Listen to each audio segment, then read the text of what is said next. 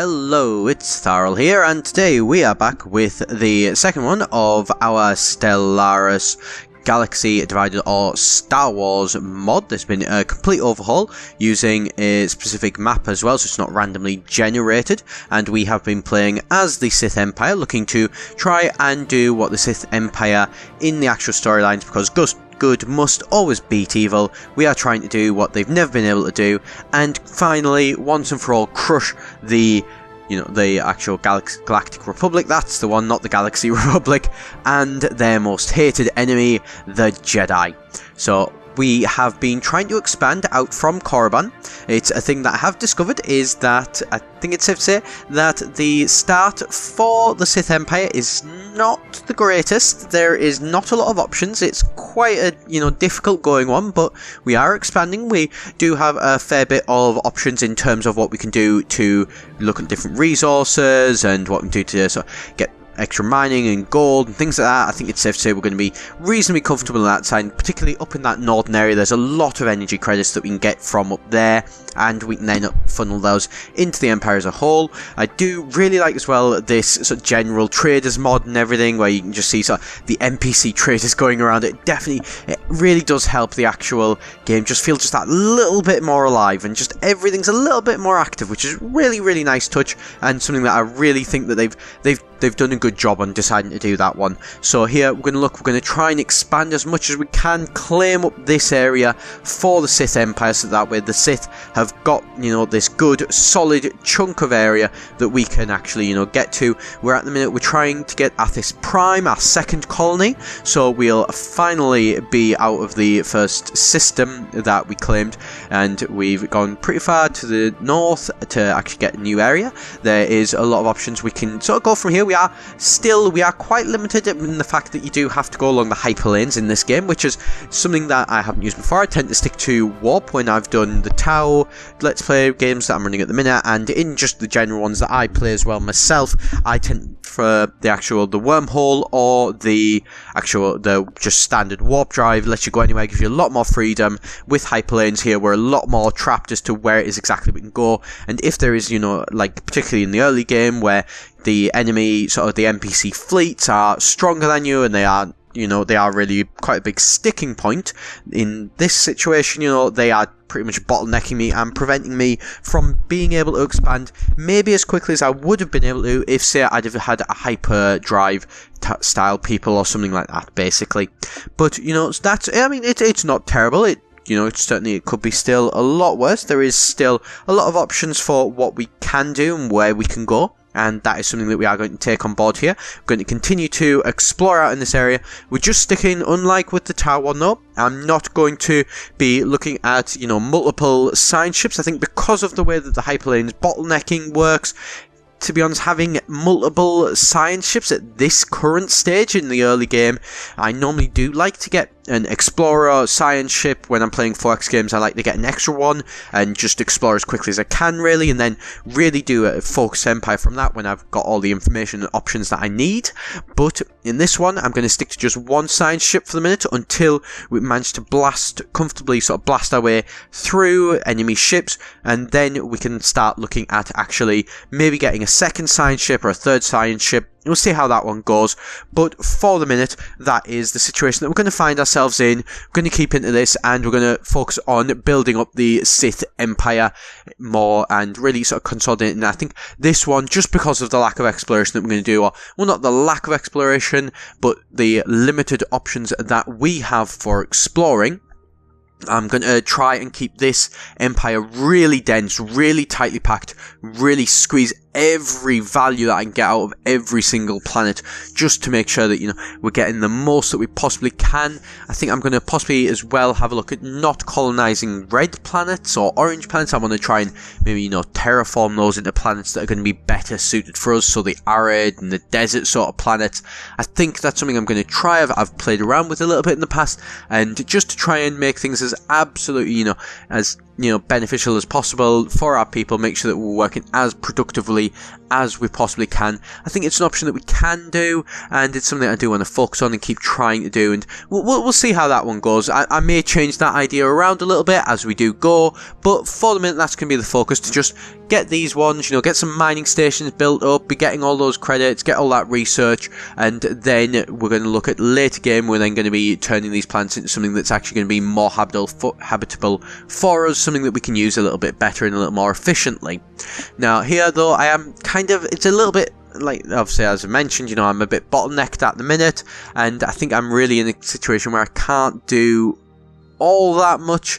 I'm just trying to sort of consolidate this empire and keep them and get them solid before expanding out, and then I'm really going to need to start pushing on my actual fleet. I think I've 8 ships at the minute, and I think I'm going to need to be basically, managing to sort of keeping that at keeping it right up to the maximum, so keeping the full naval capacity at all times and supporting that larger fleet and going for a lot more of a militaristic style than I do normally. Obviously it's not really been the case with the Tau one. If anybody's been watching my Tau series for that one have been quite militaristic, and certainly a lot more than I would. And so here again we're seeing another situation where we've managed to get out. There's another planet here that we can go to. It's just beyond our borders, and then we've got other ones near it which have already got enemy ships on. So yet again, that is a whole path through the galaxy that is cut off to us for the near future that I fingers crossed is going to turn around, and then it will be something a little bit different. And so there I have actually, I do apologise what I was saying about not getting a second science ship. I've actually gotten that wrong. I have picked up a science ship when I've been playing this. I do remember, I'm not sure why I actually decided to do that.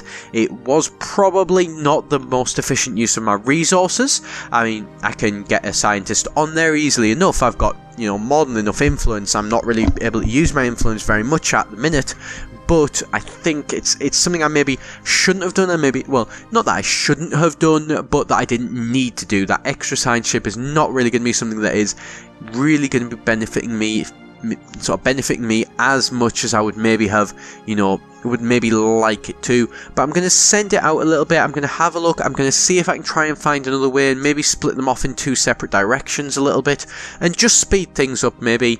And then hopefully, I mean, the main option that I think my thinking was of what I'm trying to do is to be able to get some extra colony ships to be able to expand faster. It's a thing that I'm very aware of, as anybody who plays the 4X games will be aware of.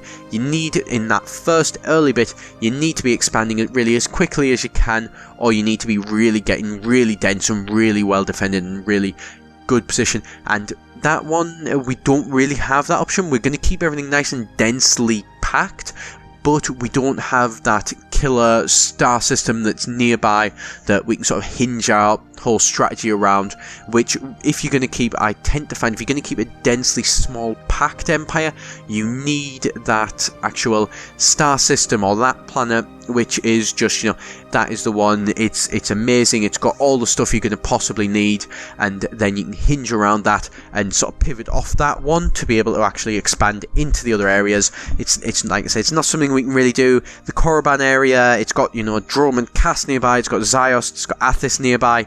So there are options to go to, but there's not those absolute killer perfect systems like what I would, realistically like to have. When here as well, it does seem that these guys got into a bit of a bother. They've gone there to try and explore, and surely enough, there are some enemies there for them to be having to try and deal with. Bit of a shame, that one, but we'll get them back. We'll look at these other ones, and there is some other places that we can go instead, and we can survey those. So it's not the absolute end of the world, and it's not going to cost us too much, but it would be nice to. And there we go, we're getting another colony ship, so we're going to start looking at getting a 3rd colony as well, is going to be the plan for this, I think, for the near future. And then we should be able to start seeing an increase in our production speed with any luck from that. At least that's the hope. That's, I've got my fingers crossed about that one. I think that is what is going to be the situation. But, like I say, things could go anywhere. One thing as well I am deliberately doing, there is something that I have noticed in this game, that if you do pick up signals from foreign empires, if you do scan them, their borders suddenly just pop up, and they can potentially block your expansion. So I think that may be a mistake in the design decision, that if you haven't, detected people's borders yet, you can still colonize lands which technically should be in their borders. And it's an interesting way of doing it. I suppose it makes sense that if you don't know that an empire was there, and that was technically the land, you would go and just colonize it yourself anyway.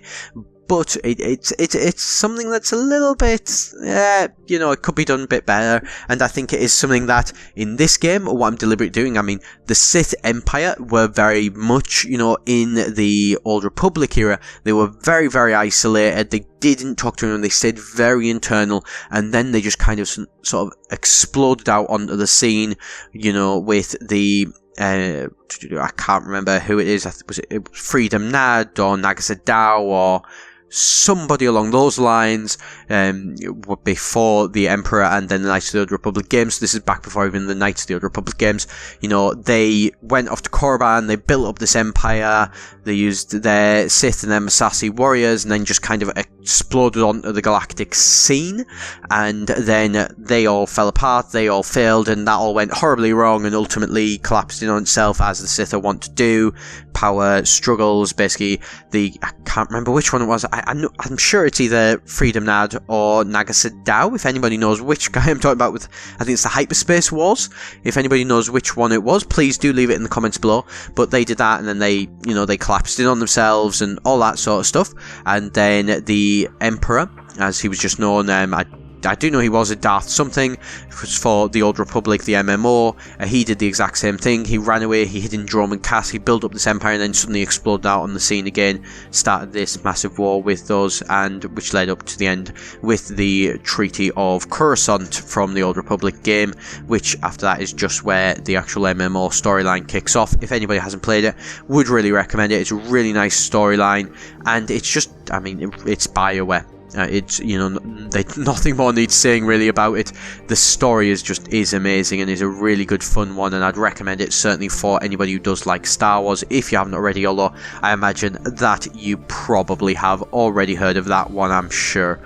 So that's, what we're going to try and do though, we're going to try and emulate that idea and see how it does work, of expanding and staying very, very isolated, and then once we feel we're in enough of a position, then we're going to move on to the galactic stage. I may turn that around later on, but that's the goal that I'm going to stick at the minute, just because it gives me, I'm already pretty limited in options for where I can go for colonization, and so I don't want to be limiting myself even more by discovering borders. And then, as they probably will do, because the Sith are not exactly the most popular people in the world, then they decide, they want to close their borders to the Sith Empire. That's not something we want to have happen in any way, shape or form, really. We want to try and expand as much as we can, as quickly as we can, or maybe not as quickly, well, as quickly as we can, but certainly, by the way, things are looking not as quickly as we would like. Very key difference, and a very annoying difference as well, to be perfectly honest.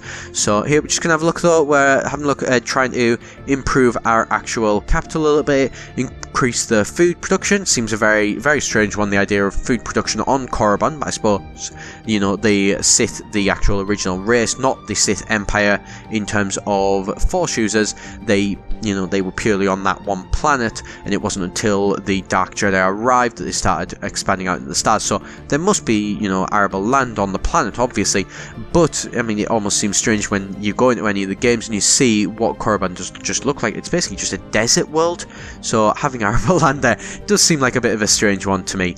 So I'm going to leave it there for today, so thank you very much for watching. Hope you have enjoyed the video and it has been of interest to you. If it has, please hit that subscribe button and you get your notifications for when I am going to be getting more of these series coming out. I'm going to have a few of these coming up in the next week, so keep an eye out for that.